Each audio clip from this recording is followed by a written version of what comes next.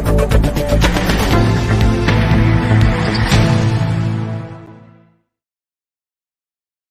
वालेकुम खातून हज़रात, मैं उसरार अहमद कसाना। आज दो चीज़ों पर बात करनी है। वो दोनों ही थोड़ी-सी डिस्टर्बिंग की सी हैं। वो मैं आज तो सारा दिन मेरा तो इसी तरह गुज़रा, बहुत ही डिस्टर्ब्ड, बहुत ही अफ़सोस था मुझे। उसकी तरफ मैं आता हूँ, लेकिन हस्बे मामूल जब मेरा सोलो शो होता है तो मैं कोशिश करता हूँ कि आपके साथ इकबाल की मुलाकात जो है वो किसी न किसी तरीके से, छोटी ही सही लेकिन हो जाए। तो आज का जो शेर है वो इकबाल साहब का, आप ये ज़रा पढ़िए, और कितना खूबसूरत शेर है, और ये हस्बे मौका भी है, हस्बे हाल भी है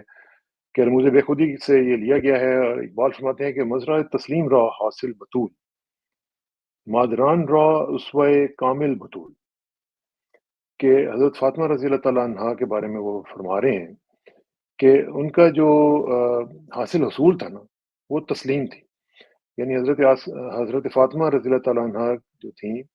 वो कह रहे हैं कि जो तस्लीम की खेती है, यानी टोटल सबमिशन जो है, उसका वो हासिल थी, उसका रिज़ल्ट थी। और वो कह रही हैं कि जितनी भी माएँ हैं मुसलमानों में, ये उनके लिए एक बेहतरीन उसवा है, बेहतरीन उसवा कामिल जिसको कहते हैं, कि जो हज़रत फ़ातिमा रज़ी अल्लाह तआला अन्हा हैं, अगर आप उनके नक्शे कदम पे चलेंगे, तो ये आपका बेहतरीन जो है वो रास्ता होगा, और उसी रास्ते में आपको इंशाअल्लाह अल्लाह का कुर्ब भी मिलेगा, जन्नत भी मिलेगी, और आपकी कामयाबी दीनी और दुनियावी दोनों दोनों जो हैं वो इसमें इंश्योर हो जाएँगी इंशाअल्लाह। तो ये बेसिकली जो मैसेज है वो यही है कि हमारी जो औरतें हैं, उनके लिए भी ये चीज़ें जो हैं बड़ी इम्पोर्टेंट हैं। तो उनको और हमें सबको मिलके इसके ऊपर अमल करना चाहिए। ये अल्लामा इकबाल की एक छोटी-सी काविश हमारी जो है, इसको अल्लाह कबूल करे, और कुछ ना कुछ कोशिश हम ये करते रहते हैं कि इकबाल के पैगाम को ज़िंदा रखा जाए, क्योंकि वो हमारे दीन का पैगाम है, और उसी के ज़रिए हमने आगे बढ़ना है, और उसी में ही हमारी निजात भी है। तो अच्छा जी, 2 चीज़ें जो आज मैंने आपसे बात करनी थी, जो मैंने आपको बताया भी है कि वो बड़ी डिस्टर्बिंग है। एक तो ये है कि जो सबसे मोस्ट इम्पोर्टेंट जो खबर आज आपने भी पढ़ी है, मैंने भी पढ़ी है, वो है आफ़िया सिद्दीकी साहिबा के हवाले से। आपको मालूम है कि उनके जो वकील हैं, और वो कोई पाकिस्तानी वकील नहीं है, वो मंझे हुए अमेरिकन वहाँ पे वकील हैं, और मेरा ख़्याल है कि शायद उनका ताल्लुक यूके से भी है। तो वो जो हैं, उन्होंने ये कहा है कि उनके साथ बहुत दरिंदगी हुई है। मैं तो वो वर्ड भी यूज़ करता हूँ तो मैं काँप जाता हूँ, और बताया ये गया है कि उनकी इस्मत दरी हुई है, और वहाँ पे जब वो बगराम एयरबेस पे भी थी तो तब भी, और उसके बाद भी जब वो अमेरिका में जेल में भी चली गई हैं, तो वहाँ पे भी उनके साथ ये हरकत की गई है। और ये मैं समझता हूँ कि इससे इससे बढ़ के क्या हो सकते हैं। एक जानवराना और बहुत ही घटिया किस्म की जो एक ये चीज़ है, जो की गई है उस खातून के साथ, जिसका कोई कसूर नहीं है एज़ सच, कि जो हम उसके ऊपर जो केसेस बने हुए हैं, उसको तो चलें छोड़ दें, एक साइड पे कर दें। लेकिन एक औरत होने के नाते, और इतनी-इतनी बड़ी दावेदार हुकूमतें जो हैं, ये ब्रिटेन है, यूके के साथ-साथ अमेरिका है, ये सारे कितने-कितने दावे करते हैं वुमेन राइट्स के हवाले से, और उनकी कस्टडी में, उनकी कैप्टिविटी में ये जो वाक़यात हुए हैं, ये पहली दफ़ा मंज़र-ए-आम पर आए हैं, और उनके वकील खुद कह रहे हैं। अब ज़ाहिर है कि उनके वकील उनसे मिलते हैं तो उन्होंने बताया होगा, और उन्होंने ये भी कहा है कि हज़ारों की तादाद में ख़वातीन वहाँ पे मौजूद हैं मुख्तलिफ़ जेल्स में। उनमें सबसे ज़्यादा अगर कोई बुरा सलूक हो रहा है, तो वो आफ़िया सिद्दीकी साहिबा के साथ हो रहा है। आपको याद होगा कि मेरा ख़्याल है कि साल 1.5 साल पहले मैंने इंटरव्यू किया था इवान रिडली का, जो कि खुद भी तालिबान की कैप्टिविटी में रह चुकी हैं, और वो जब वापस आई थीं, तो उन्होंने इस्लाम कबूल कर लिया था, और जिनके बारे में मैं अक्सर आपको कहता हूँ कि वो उनका एक लफ्ज़ जो है वो मुझे बहुत याद रहता है, और वो हम सबको याद रहना चाहिए। कि मैंने उनसे एक दफ़ा पूछा था कि जब भी कोई सिचुएशन इस तरह की होती है, मुश्किल सिचुएशन आती है, या वैसे भी कोई इम्तिहान इस तरह का आन पड़ता है, या आप डेली हमारे इंसान हैं, हमें हर रोज़, हर वक़्त कोई ना कोई चैलेंज दरपेश होता है, तो उसमें आप फिर बीइंग अ मुस्लिम क्या करती हैं? तो उन्होंने कहा था कि WWMD। तो मैं हैरान हो गया, मैंने कहा ये क्या मतलब है इसका WWMD? तो उन्होंने कहा कि व्हाट वुड मुहम्मद डू सल्लल्लाहु अलैहि वसल्लम, व्हाट वुड मुहम्मद डू सल्लल्लाहु अलैहि वसल्लम, कि इस सिचुएशन में अगर आप सल्लल्लाहु अलैहि वसल्लम होते तो वो कैसे रिएक्ट करते? क्या करते वो? تو دیکھیں یہ کتنی خوبصورت بات ہے، اور یہ ہمارے لیے بھی ایک سبق ہے کہ جب ہمیں کوئی اس طرح کی سچویشن درپیش ہو، تو پھر ہم یہ دیکھیں کہ اگر آپ صلی اللہ علیہ وسلم اس سچویشن میں ہوتے تو ان کا ریئیکشن کیا ہوتا؟ اور اسی وجہ سے ہم دیکھتے ہیں کہ یہ جو ہماری دوریاں ہیں دین سے، ان کا آپ دیکھیں ریزلٹس کیسے کیسے نکل رہے ہیں، اس کی طرف بھی ہم آتے ہیں۔ لیکن یہ جو عافیہ صدیقی صاحبہ کا معاملہ ہے، اس میں انہوں نے مجھے بتایا تھا کہ انہیں جب وہ بگرام ایئر بیس پہ تھیں، تو وہاں پہ کہتے ہیں وہ لوگ جو تھے وہ حیران ہوئے کہ یہاں پہ کسی خاتون کی چیخیں اور ان کی جو پکارنے کی آوازیں ہیں وہ آ رہی ہیں، کیونکہ وہاں پہ تو زیادہ تر 99.9% تو تھے ہی وہاں پہ مرد حضرات۔ تو اس میں انہوں نے کہا کہ یہ عورت کی آوازیں کہاں سے آ رہی ہیں، کیسے آ رہی ہیں؟ تو مجھے آج یہ اسٹیٹمنٹ ان کی سن کے تو مجھے فوراً خیال آیا کہ یہ اس وقت سے اس خاتون کو اور خاتون محترمہ کو وہ اس چیز کا نشانہ بنا رہے ہوں گے، اور وہاں پہ آپ کو پتہ ہے کہ ان کی کسٹڈی میں تھیں وہ، اور یہ ہیں تو ان کا اصل چہرہ تو آپ دیکھ رہے ہیں آج کل فلسطین اور غزہ کے حوالے سے جو ہو رہا ہے، اصل چہرے ان کے یہ ہیں۔ اور یہ ایون اپنے ملکوں میں بھی جب ان کو اگر کوئی پتا ہو کہ کوئی دیکھ نہیں رہا تو ان کا چہرہ جو آپ کے سامنے آ جاتا ہے۔ یاد ہوگا آپ کو، ایک دفعہ نیو یارک میں تھا تو اس وقت امریکہ میں بجلی چلی گئی تھی، اور بجلی چلی گئی اور بڑی دیر کے لیے چلی گئی، اور اس میں ہم نے دیکھا کہ پھر بہت سارے لوگ باہر نکلے، انہوں نے لوٹے وہاں پہ مالز وغیرہ جو تھے، شاپنگ مالز، اور اسی طرح بینکس اور سارا کچھ۔ تو یہ سب کچھ ان کا جو اصل چہرہ تھا وہ سامنے آ گیا۔ یہ تو صرف یہ ہے کہ قانون کے ڈر سے ذرا رکے رہتے ہیں اور ان کا پتہ نہیں چلتا، لیکن جیسے ہی ان کو تھوڑا سا پتہ چلتا ہے کہ قانون کی جو نگاہ ہے وہ ہم پہ نہیں پڑ رہی، تو پھر یہ اس طرح کی حرکتوں پہ اتر آتے ہیں۔ تو وہ مجھے یاد ہے، اس کے بعد پھر ان کو پکڑ لیا گیا، ان کو لے جایا گیا، اور اس کے بعد پھر ایک پوری ہسٹری ہے کہ جس میں ہم نے بلا دیا اپنی ہی بیٹی کو، اپنی ہی بہن کو، اور پھر ہم نے تمام اس میں سب لوگ شامل ہیں اس میں، جنرل مشرف سے لے کر جنرل مشرف کے دور میں ان کو پکڑا گیا تھا، پکڑوایا گیا تھا، اور اور میں سمجھتا ہوں کہ جنرل مشرف اللہ معافی دے ان کو، لیکن یہ ہے کہ یہ اس طرح کے جو انہوں نے کارنامے انجام دیے تھے وہ ابھی تک حساب دیتے رہیں گے، اور میرا خیال ہے کہ پتہ نہیں کب تک دیتے رہیں گے، کیونکہ ان کی وجہ سے کئی لوگوں کی زندگیاں گئیں، کئی لوگوں کی عزتیں تار تار ہوئیں، اور کئی لوگوں کی عصمتیں جو ہیں وہ تار تار ہوئیں۔ تو یہ کوئی چھوٹی بات نہیں تھی۔ تو اس کے بعد بھی جو حکومتیں آئیں انہوں نے بھی کچھ نہیں کیا، آج کی حکومت بھی کچھ نہیں کر رہی، آج کی تو خیر چھوڑیں، اس کی طرف بعد میں بات کرتے ہیں۔ لیکن مسئلہ یہ ہے کہ عافیہ صدیقی صاحبہ کی جو اپیل ہے، کہ ان کے وکیل نے جو کہا ہے کہ حکومت کچھ نہ کچھ کرے اس حوالے سے، تو میں عافیہ صدیقی صاحبہ آپ کو ہاتھ جوڑ کے میں آپ کو کہتا ہوں کہ یہ ایسا نہیں ہوگا۔ میں آپ کو صحیح بتا رہا ہوں۔ یہ ہم لوگ جو ہے نا یہ بہت مصروف ہیں، ہم لوگ شرمندہ بھی ہیں، اور ہماری قوم جو ہے وہ اس وقت بہت مصروف ہے، اور ہمارے جو حکمران ہیں، ہمارے جو کارپردازان ہیں، وہ بہت مصروف ہیں۔ وہ اس وقت مصروف ہیں ایک سر پھرے، اور اس کے پیچھے جو چلنے والے تقریباً 90% عوام ہیں، ان کو کچلنے کے لیے، ان کو شکست دینے میں مصروف ہیں۔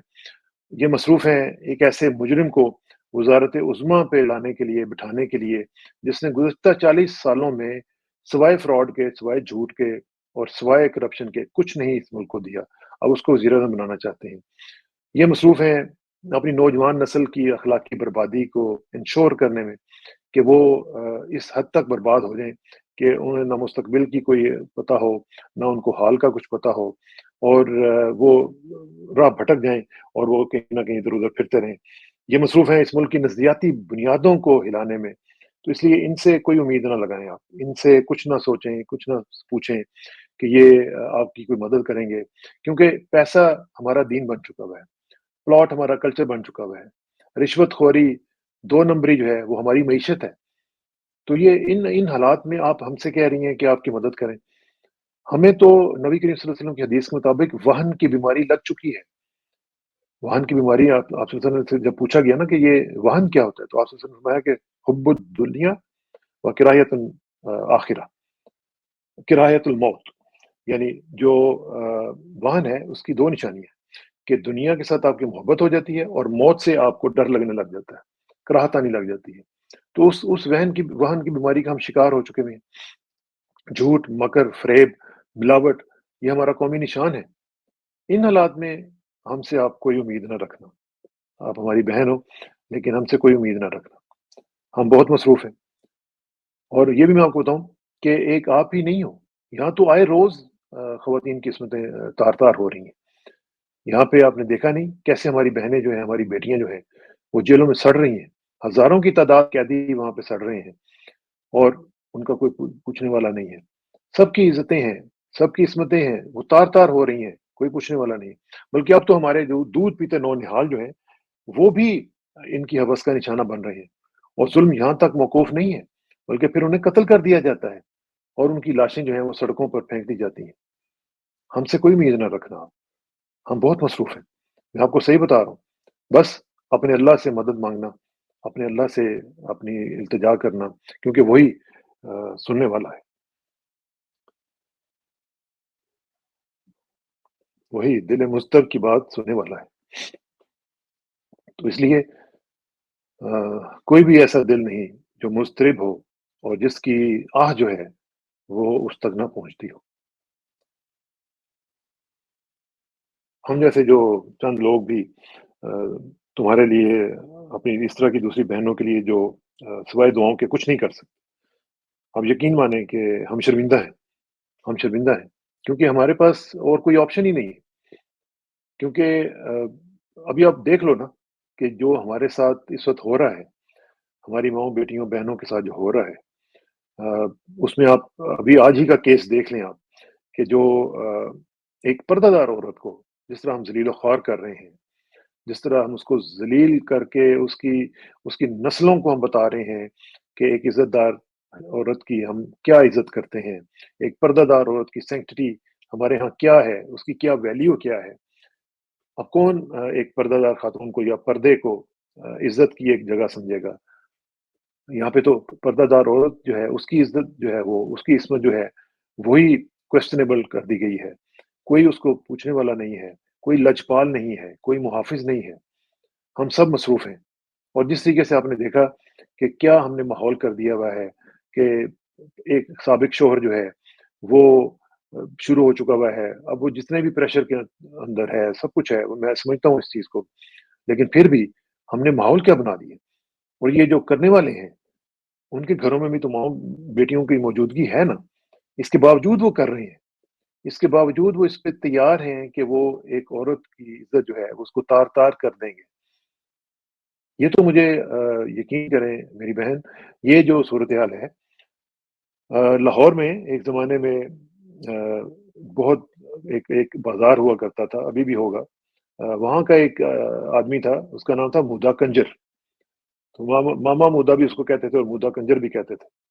تو وہ جو تھا وہ مجھے یاد آ جاتا ہے کہ یہ ایک مودا کنجرز کا کلب بن چکا ہوا ہے ہمارا ملک، اور اس میں جن کے پاس کنٹرول ہے اس وقت، وہ لگتا ہے کہ اس کلب کے بڑے کرتا دھرتا ہیں۔ اور وہ جو آپ کو یاد ہوگا جو مودا کنجر تھا، وہ تمام وہ جو طوائفیں جو ہیرا منڈی میں وہاں پہ ہوتی تھیں، وہ ان کے لیے کام بھی کرتا تھا، ان کے رائٹس کے لیے بھی کام کرتا تھا، اور وہ ان لوگوں کو یہ جو سیاستدان ہیں اور اس طرح کے جو لوگ ہیں جو وہاں پہ جاتے تھے، وہ ان کے انز اینڈ آؤٹ سب جانتا تھا۔ تو اس لیے وہاں پہ ہر طرف مودا کنجر کی ہی بات ہوتی تھی اور وہی وہاں پہ سب لوگوں کو سب چیزیں پرووائڈ بھی کرتا تھا۔ اب میں اس طرح کی بات اوپنلی نہیں کر سکتا، لیکن آپ کو معلوم ہی ہے کہ میں کیا کہہ رہا ہوں۔ تو اس کو یہ بھی پتا تھا کہ کون کون سا سیاستدان جو ہے اس کی کتنی بیٹیاں یا اس کی کتنی جو رشتہ دار ہیں وہ وہاں پہ رہ رہی ہیں، کیونکہ وہ کہتا تھا کہ میں جانتا ہوں یہ کس کی بیٹیاں ہیں۔ تو یہ جو کلچر ہے، یہ اب ہم نے اس کو وہ کر دیا ہوا ہے، کیونکہ وہ جو مودا کنجر تھا وہ جانتا تھا کہ کون کون سی خواتین جو ہیں وہ یہاں سے نکل کے کہاں گئی ہیں، اور اس میں اسی میں ایک خاتون جو تھی وہ گورنر ہاؤس تک پہنچ گئی تھی، اور آپ کے گورنر جو کھر صاحب ہوتے تھے وہ ان کی اہلیہ تھی، اور گورنر جب وہ تھے تو گورنری کے دوران وہ وہاں پہ رہی۔ تو یہاں تک تو یہ سلسلہ چل رہا تھا، اور اب وہی سلسلہ جو ہے وہ ایک نئی فارم میں، نئی شکل میں ہم دیکھ رہے ہیں کہ جس میں نہ کسی کی عزت جو ہے محفوظ ہے، نہ کسی کی عصمت محفوظ ہے، اور ان حالات میں آپ سے گزارش کروں گا کہ آپ کوئی بھی امید ہم سے نہ رکھیں، کوئی بھی امید آپ ہم سے نہ رکھیں، آپ اپنے اللہ کو جس طرح آپ پکارتی ہوں گی، ضرور پکارتی رہیں، مجھے یقین ہے کہ وہ ضرور سنیں گے آپ کی بات اور کوئی نہ کوئی آپ کے لیے اسباب فراہم کرے گا۔ ہم لوگ اس قابل نہیں ہیں، ہمارے ہاں وہ ایک چلیں داستان کی حد تک ہی صحیح، کوئی محمد بن قاسم نہیں ہے، کوئی صلاح الدین ایوبی نہیں ہے، ہم لوگ بڑے مصروف ہیں اس وقت ایک بین الاقوامی ایجنڈا پہ کام کرنے کے لیے اور اسی میں ہم لگے ہوئے ہیں، ہر ایک اپنے اپنے چکر میں پڑا ہوا ہے، ہر کوئی اپنے دیہڑیاں لگا رہا ہے، جس کو بھی دیکھو وہ اسی کام پہ لگا ہوا ہے اور حب جاہ میں اور حب حشمت میں ہم لوگ اپنا سب کچھ بھول چکے ہوئے ہیں، اس لیے ہم سے میری پیاری بہن کوئی امید نہ رکھ۔ بہت بہت شکریہ۔ آخر میں دعا کہ میری عزت کے لیے کافی ہے کہ میں تیرا ہی بندہ ہوں، میرے فخر کے لیے کافی ہے کہ تو ہی میرا پروردگار ہے، تو بالکل اسی طرح جس طرح میں چاہتا ہوں مجھے بھی اسی طرح بنا دے جس طرح تو چاہتا ہے۔ سپردم بتومایا یہ خیش رہو تو دانی حساب کم و بیش رہو۔ مجھے اسراء کسانہ کو کل تک کے لیے اجازت دیجیے، کل ملاقات ہوگی انشاءاللہ۔ اللہ حافظ۔